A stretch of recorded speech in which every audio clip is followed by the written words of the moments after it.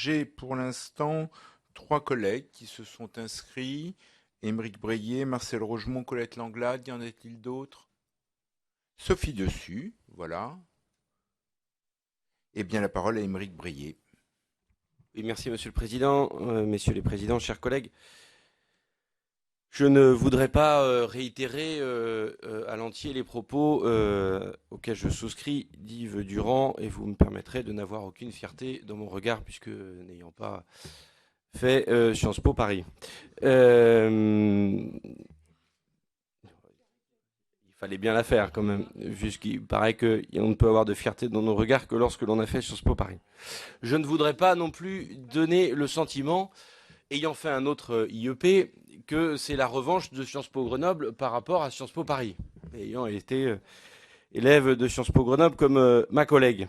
Cela étant, je voudrais plus sérieusement soulever, à la suite d'Yves Durand et de mes collègues, quelques soucis et sujets. Avec une remarque préliminaire, vous avez, Monsieur Casanova, mis en avant, avec raison, un certain nombre d'éléments positifs que reconnaît d'ailleurs la Cour des comptes au travers de son rapport, c'est-à-dire l'ambition menée par l'école au travers des coins.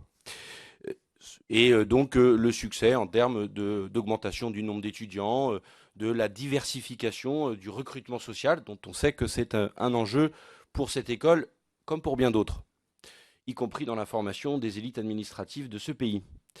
Cela étant, sans méconnaître ce bilan, reconnaissons néanmoins que si nous donnions à l'ensemble des structures de formation de ce pays 30% de budget en plus en 5 ans,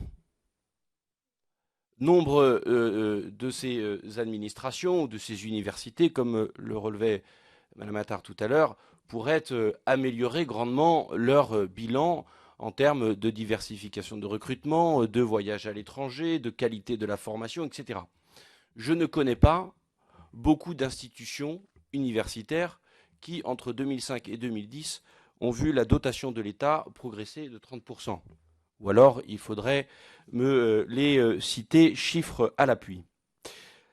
Je n'insiste pas non plus sur le fait que vous avez écrit, et vous nous l'avez communiqué, à Madame la Ministre le 22 novembre ou le 16 novembre, je crois, dernier, que, bien entendu, que vous mettriez en œuvre les recommandations de la Cour des comptes, connaissant votre attention à l'ensemble des travaux de la Cour des comptes, y compris ceux publiés avant l'été. L'inverse nous aurait quand même étonnés.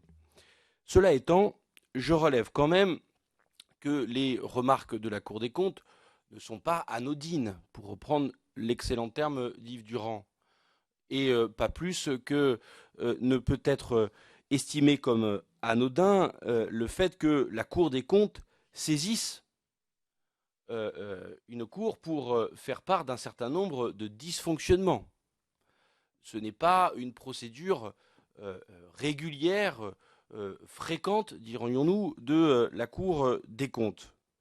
Par ailleurs, je relève qu'un certain nombre des dysfonctionnements qui sont soulevés par la Cour des comptes, et il faut le reconnaître, mettent également en avant les dysfonctionnements des pouvoirs publics, y compris des administrateurs représentant l'État au sein des conseils d'administration.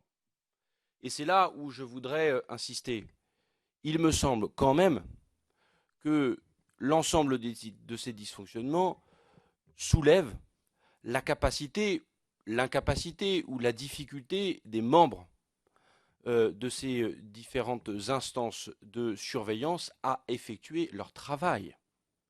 Car si ces dysfonctionnements soulevés pour la Cour des comptes sont le fait d'un seul homme, ce qui n'est évidemment pas le cas, évidemment, que cela soit Richard Descoings ou quelque autre personne. Si cela n'est donc pas le fait d'un seul homme, c'est donc le fait d'un collectif, et donc d'un manque de surveillance, et donc d'un manque d'à propos par rapport aux décisions soumises ou non soumises au conseil d'administration.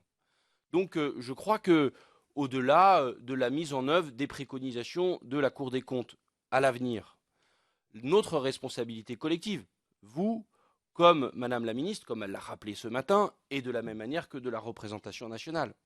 C'est de se pencher sur le fonctionnement et les liens au sein des conseils d'administration entre les pouvoirs publics et la noble institution dont vous avez aujourd'hui la charge. Et donc, c'est cela le chantier qu'il nous faudrait entamer. Et à cet égard, j'aimerais avoir peut-être quelques éléments de préconisation que vous pourriez avancer dans un cadre de discussion, évidemment, avec Madame la ministre et avec l'ensemble des administrateurs aujourd'hui de Sciences Po Paris. D'ailleurs, comme le disait Yves Durand tout à l'heure, j'aimerais quand même vous entendre sur la justification que vous avez qui vous a conduit à accélérer, à maintenir ce conseil d'administration du 29 octobre, tout en sachant l'existence de ce rapport de la Cour des comptes, dont tout le monde savait qu'il allait tomber quelques semaines plus tard, et pas 10 semaines, 2, 3, 4 semaines plus tard. Pourquoi cette précipitation? Pourquoi, lors de ce conseil d'administration, avoir fait fi des remarques d'un certain nombre de ses membres,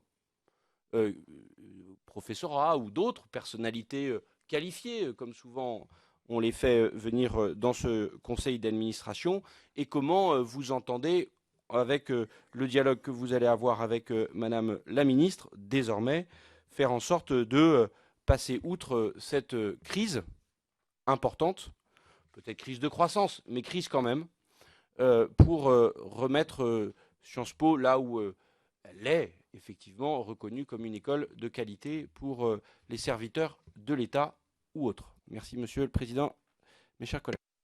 Merci Émeric Breillet.